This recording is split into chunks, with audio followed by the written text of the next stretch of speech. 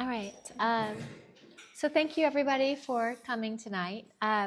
This walkthrough is really to give you a little bit of insight about what I'm currently working on. And this talk will share a little bit of my background and the theoretical foundation and strands to my work. So here we go.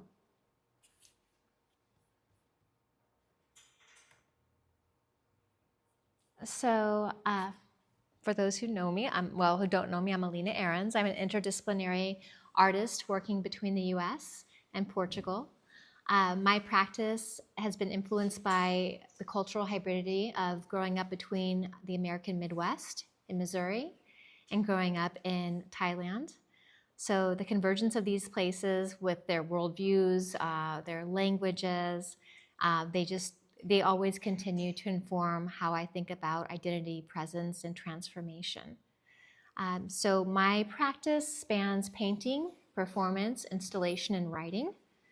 Many times I will draw from contemplative practices and phenomenological ideas, particularly those that explore how we experience presence through the body, how we slow down, how we kind of become in tune with subtle shifts, both visually and emotionally. So in doing so, I also seek to expand color and language beyond the surface into something that lives and shifts and breathes with us. So I explicitly integrate repetition, breath work, and other somatic modes to create certain works. I also enjoy exploring the idea of tension, both from a material perspective and a somatic one through breath. A little bit about my influences. There are many more, but some that come to mind are Agnes Martin. Her work has deeply influenced how I think about subtlety and the emotional resonance of minimal gesture. Maharishi has also influenced me. I learned to meditate when I was 11, so I did that twice a day into my adulthood, and I still practice it. So that has deeply influenced how I view the kind of the role and purpose of art. So this idea of kind of a universal, unbounded field of energy, which she calls a field of pure being, has directly influenced my arc and string works, which are here tonight, where form becomes a kind of quiet conduit for awareness. Marguerite Duras is another influence. Her writing and how she works with language, kind of in a fragmented style through repetition, pauses, what's left unsaid. So I'm really interested in how meaning unfolds kind of ambiguously and slowly. Marina Abramovich, so she was my first kind of, I guess, immersion into contemporary art. I was a social scientist before. I was, really focused on my doctoral work in that, and then I was doing field work in experiential learning. And so she did summer sessions at MoMA PS1 at the time. They had this residency program. So she was one of the guest artists. And so, of course, the whole experience blew my mind when I went there. And then upon returning, I said, okay, I had this calling that I really should be an artist, not a scientist.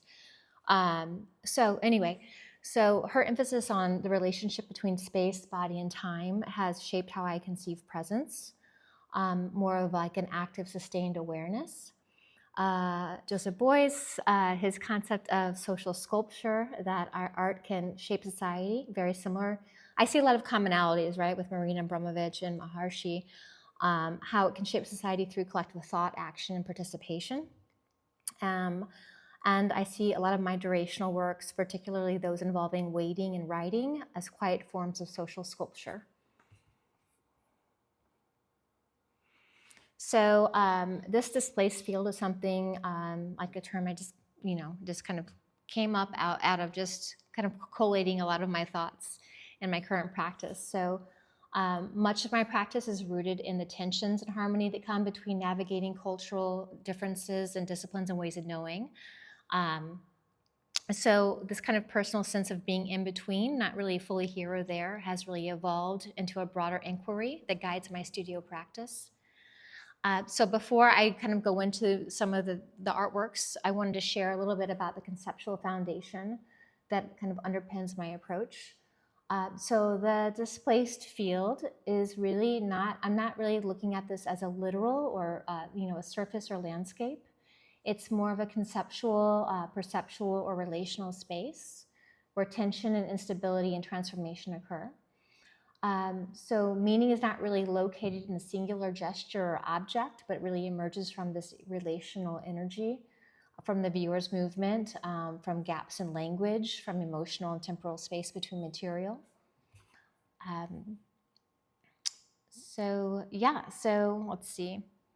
I'm going to skip down to kind of like the emergent but not singular. So again, meaning in the displaced field, I consider it never really located in a single gesture or a single object or material. It arises through this repetition, resonance, or subtle shifts in perception.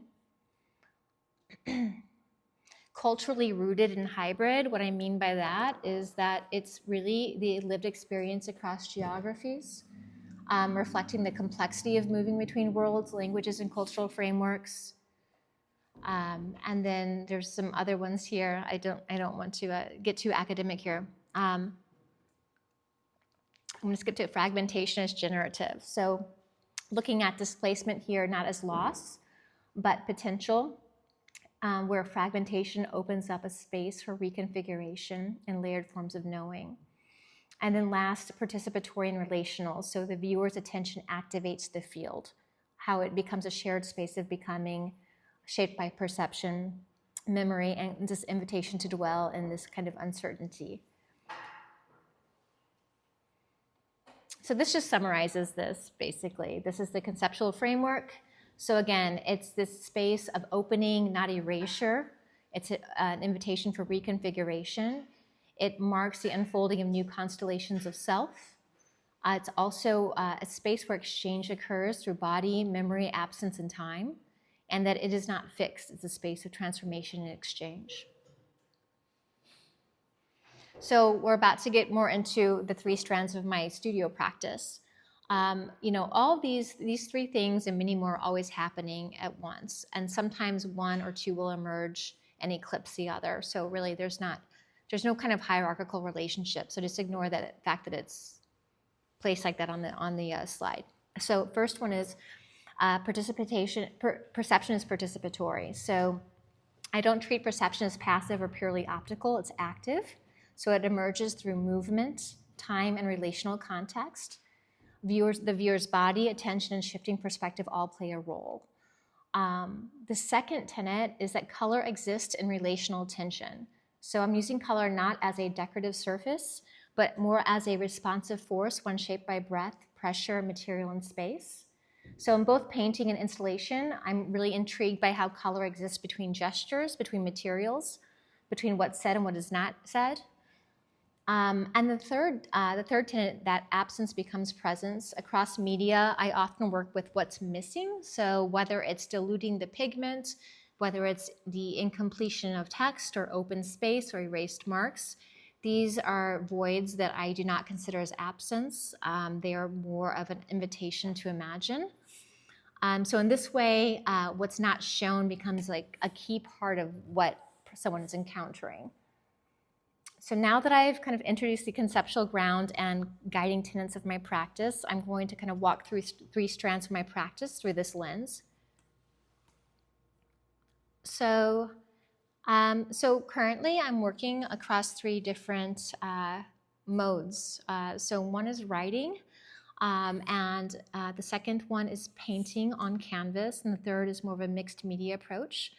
The writing is really, I'm working on a project that started in October, and it's called 1 Year of Waiting, and it's a durational performance and writing project that examines the psychological and social dimensions of waiting.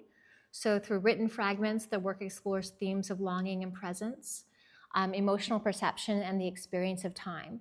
And a recent adaptation, which is actually being screened on that wall right now, it was shown in Lisbon, and this project continues to develop in both material and conceptual form. The Satori paintings, this is an approach to color field painting that I am kind of infusing the process with meditation, repetition, subtlety, and just really intrigued by this kind of the natural transitions. And these works explore the subtle tonal shifts and repetition. And then the arc paintings, which are the most recent. These are what I consider minimal sculptural forms that use color, line, and shadow to engage the viewer in an experience of time, tension, and stillness. So to get into the first mode or the first project of waiting. So it's a temporal modality that makes time experiential. How long and what we're waiting for shapes how we experience time during temporal in-betweens. It's both an activity and an inactivity. It's a collective and an individual condition. And then waiting scenarios, really, it's interesting how they reflect the distribution of power in a society. So so how people wait, the time spans they're made to wait, their willingness to wait, their discontent, everything around waiting is something that varies across race, class, gender, profession, context, and culture, and more. So it's just fascinating to me. So the 1 year of waiting, again, this is a work in process and it continues to slightly shift and evolve. It's a durational performance. It started out as a performance, actually, where I was sitting on benches every single day throughout the city in different areas of St. Louis. The idea began it felt spontaneous, but I'm sure it wasn't. But it kind of arrived in my mind in October of 2024. So it was a response to this intangible nature of time and the relationship to absence and presence. So as I mentioned, it involved waiting sessions of 5 to 20 minutes every day. And initially I was like, okay, I'm going to do this for 365 days, every single day. And it just took a kind of a different turn for a few different reasons. But I'm really looking at how to frame waiting as both a gesture and a question about identity connection and this kind of existential ambiguity about what we're waiting for. It also operationalizes time into this lived perceptual experience. So I also started with integrating text fragments, some like literary and then autobiographical, some were research-based, some were just like my observations from daily life to reflect the inner states and relational context to waiting. So this just gives you kind of like a couple of really casual studio shots of kind of my setup. So as I mentioned, it started in October. And then eventually I transitioned away from the performance and began focusing more really intently on the fragments of text that emerged from these moments of stillness. So I was really focused more on the literature, my journaling, and my lived experience and getting that in writing. I also started doing these time paintings. I haven't really shown them. They're something that are just kind of ongoing. And those were made with watercolor paper, flash paint, and a time stamper, date and time stamper. And the lines are made in proportion to the wait time, so 1 inch approximately to 1 minute. The initial materials were, and they still are, very minimal, and portable. So I use a black ink brush pen, small Duralar sheets, 9 by 6 inches, a piece of glass, and my iPhone to capture and record these sessions of writing. And currently, I'm just continuing to make them. Let's see.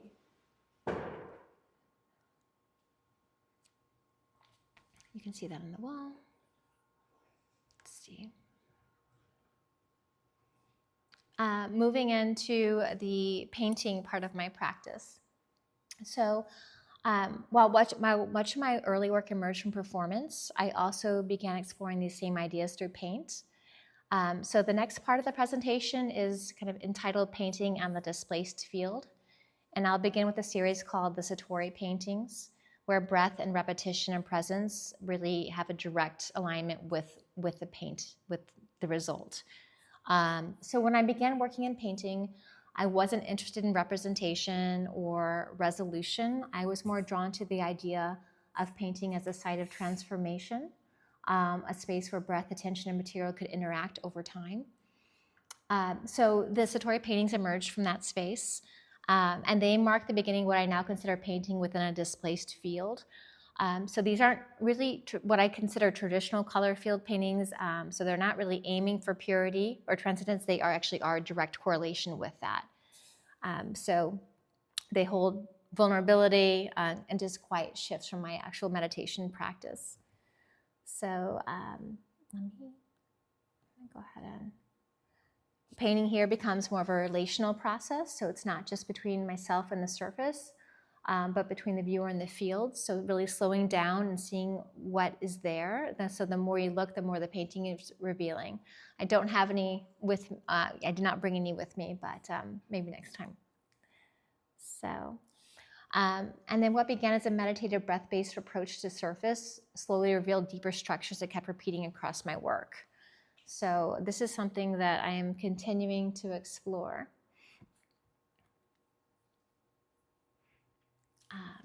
The application of paint is not pre-planned. It emerges through breath and embodied attention. My breath guides the movement, and color becomes a record of presence. Each painting is an experiential meditation on space and presence. So going back to this theory I'm working towards, so how the Satori paintings are kind of viewed through this lens of the displaced field. So first, the Satori paintings, they emerge from the state of quiet rupture. So each one is really born not from control, but from more of an attunement process. So my breath and gesture will work in tandem, allowing myself to dissolve and reconfigure through color. It also marks the rupture of origin and the unfolding of new constellation of self. So in this work, there's no single origin, no singular self directing the hand. Instead, it's more of an unfolding through a durational process. The field is not fixed. It's a space of transformation and exchange and relational energy. So each painting is alive with energy. I see this as soft shifting and relational. So I don't see this as a static composition. It's more of an atmosphere, a meditation, a living surface that invites transformation for both the maker and the viewer. And then last, a space for exchange that includes bodies, memory, absence, and time. So again, breath and gesture are really kind of driving the act of painting here. Just some more pictures. So I work directly on raw stretched canvas. I typically work in like a square or rectangular format, ranging from around 24 to 50 inches. The process begins with a color test and an awareness of my environmental conditions. Like humidity, temperature play a really big part. I spent a few years really trying to get this kind of the gradient and the subtlety down, and it was like, oh, that's going to be easy, but it actually, there's so much science and chemistry to it. So anyway, so the process, there's a lot of prep time. The process begins with color test, awareness of environmental conditions, humidity, temperature, all of that. That all informs the absorption rate. And then each painting is executed in a single session, typically. Sometimes there's a couple, but not usually. And there's usually anywhere from 10 to 50 passes of pigment with just a soft, flat brush. And then the movement of my hand is quite steady, quick, but also relaxed. So there's like a lot of like contradictions there with the making part. And then sometimes I return to the piece to refine the tone or emotional feel of it, but sometimes I will, if the painting doesn't work out, I'll just get rid of it. More of these, just more images of these. Okay, and then going back to kind of the three tenets that I started with. So going back and thinking about these through this lens of the displaced field. So the perception is participatory. So they may seem minimal, but that is quite deceptive. So if you would see these in person, you'd see that color seems to hover, disappear, return. They're not really static looking.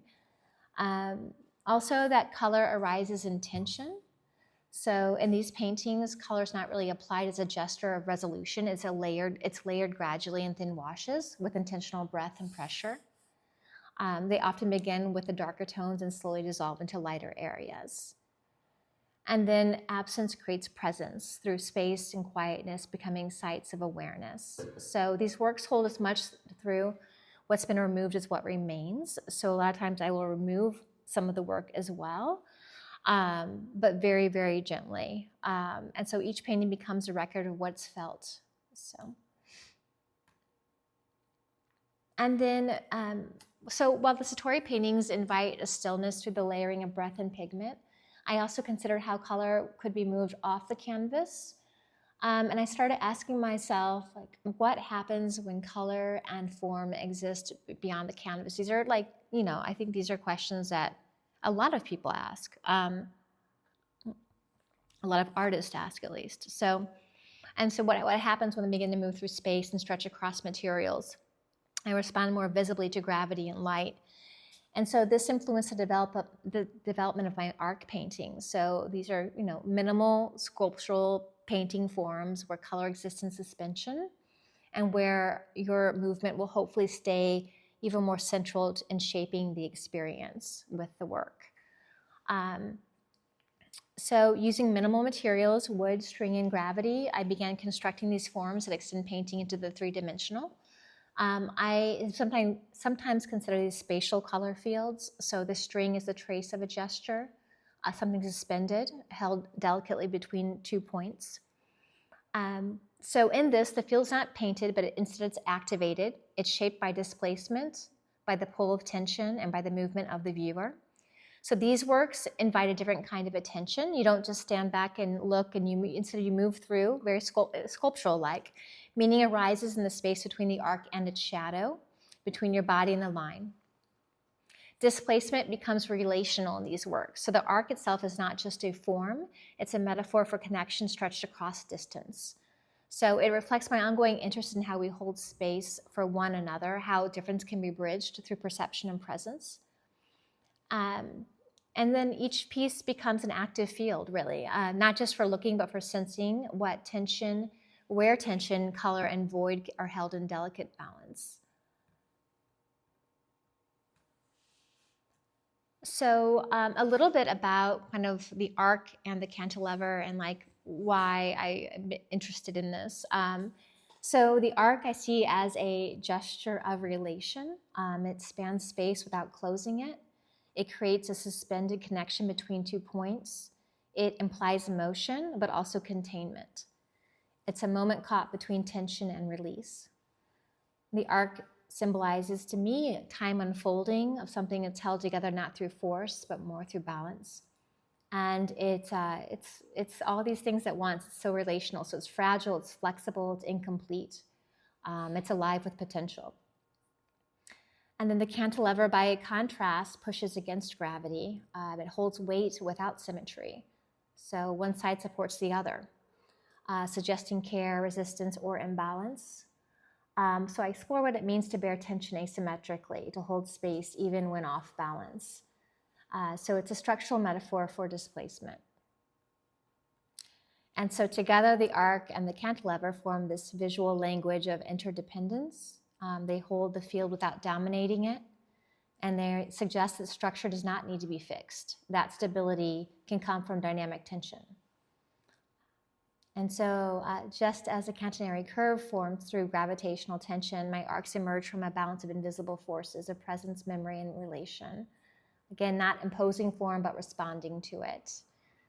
So again, mirroring the dynamics of displacement, waiting, and care.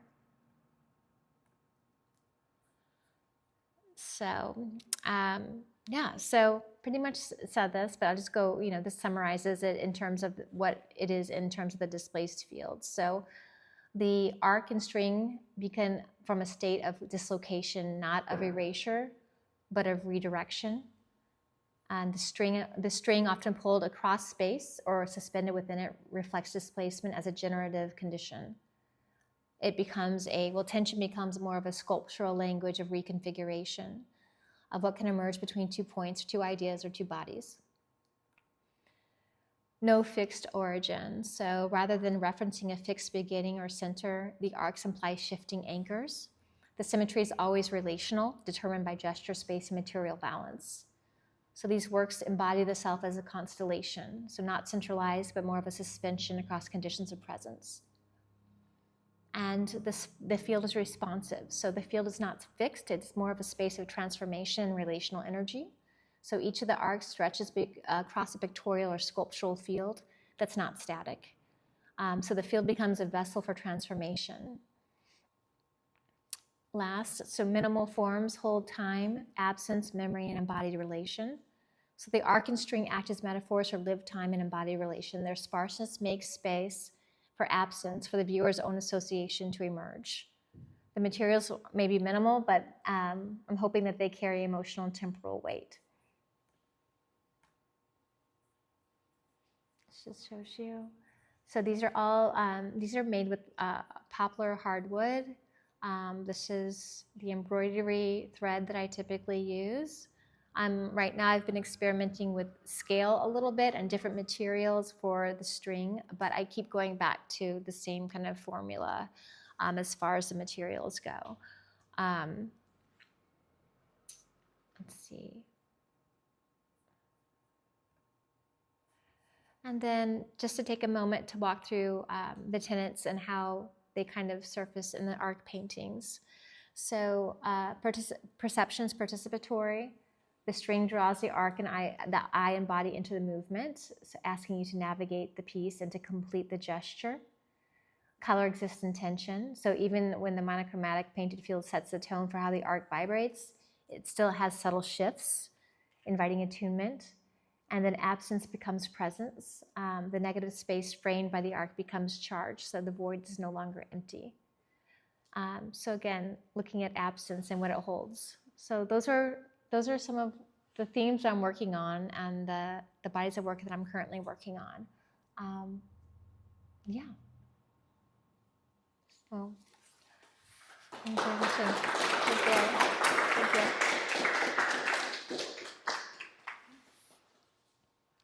If anyone has any comments or questions, please welcome them.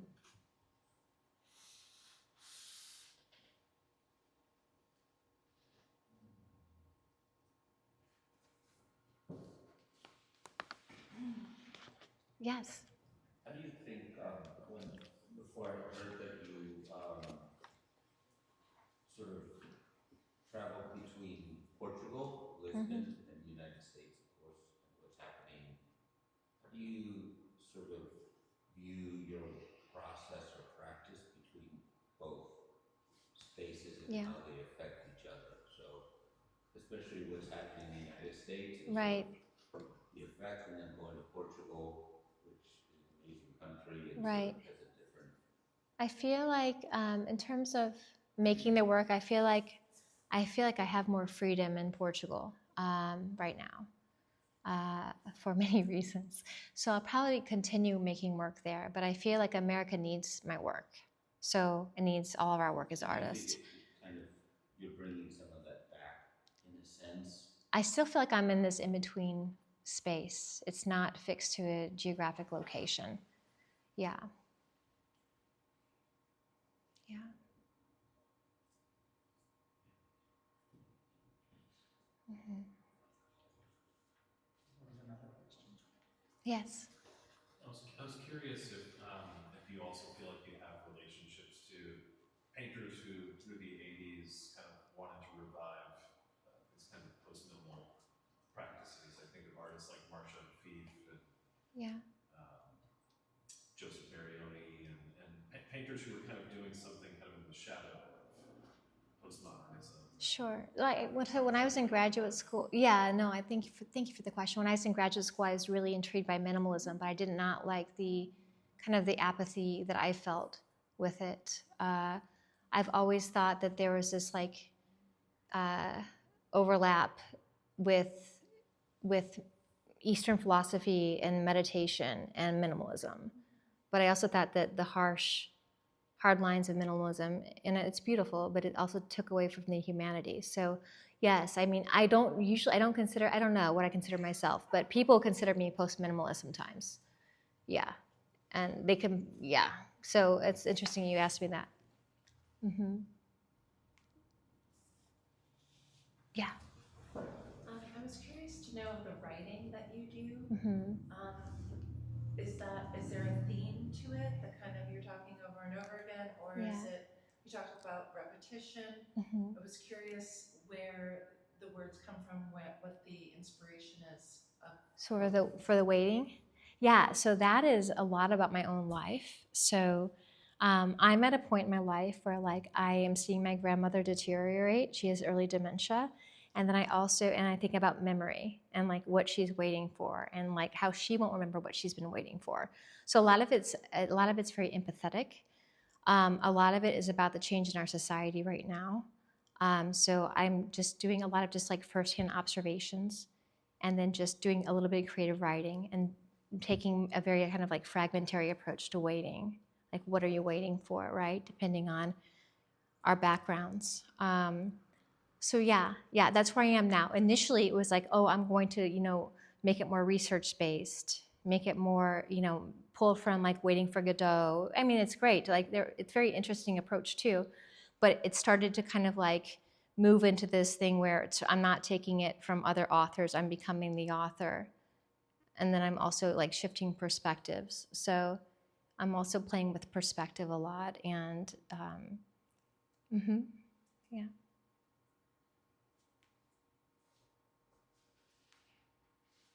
Yeah. I don't know, I can explain this feeling Yeah. exactly what I want to do. I felt something temporality and spatiality in the same time with all of your project. Yeah. So I just want to know which one is more close to your existence when you're doing the artworks. Yeah. So I feel like I make art for everybody else. But I do it for myself too. It's like this strange thing. Like, I want people to tap into slowness. I want them to be more empathetic. So the writing, I feel like it's more an attempt, not to be didactic or prescriptive, but it's more of an intentional, like, I'm going to be more political with whereas it's more about inner transformation with my paintings. Yeah. I don't know if that answered your question or if I even like. I probably cannot explain. Well, we're talking next week, so we'll go more into it.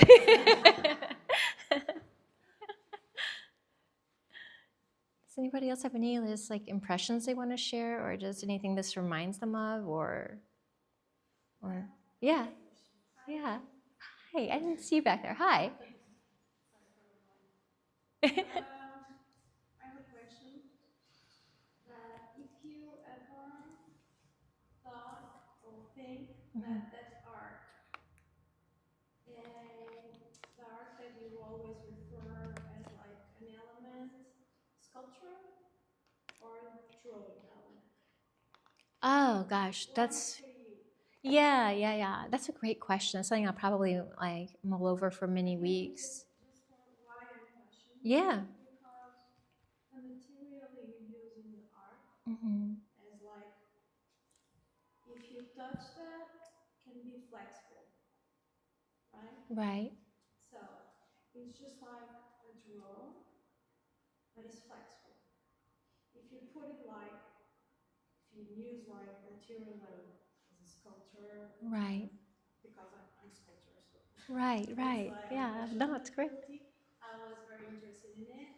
So if you put like, imagine like, how do you say, like thin, a little iron, Sure. what? Like metal, yeah. So it will be like a form that it can be flexible. The point that if you ever thought in it, the point that be flexible or changing the form or being like drawing more than sculpture. This transformation is important to you because it's just like a study, a research that you're doing through this art. So I think no. Thank you for the question. The feedback or the comment. I think I'm really liking the material because of gravity. I like that it's just a natural phenomenon that's just allowing it to make the shape, and that I only have so much of a hand in that part. I'm really interested about the connection between the 2 points, and I've played with metal. I've played with these other materials, and I'm just not happy with the material. I played with the kind of different metals and, you know, just trying to shape things differently. And there's something about it that becomes too, I don't know, I'm not after that affect. It's a little more, it's not as fragile, of course, you know. Yeah, at least tangibly it's not. Yeah. But it's something I'm going to still consider as I move forward with the work. It's great because with your answer, I understand better what you're trying to do with art.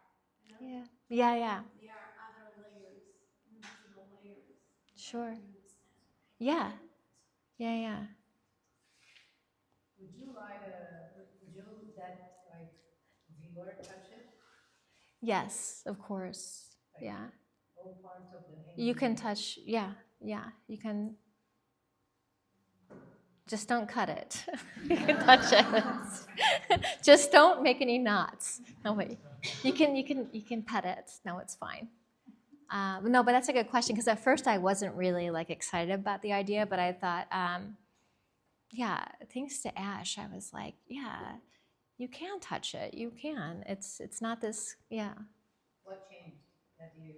Well, because it just felt kind of like I felt a bit controlling, actually, to have such a fragile thing saying you can't touch it. It's kind of I just felt it contradicted what I'm trying to establish with the piece, which is connection.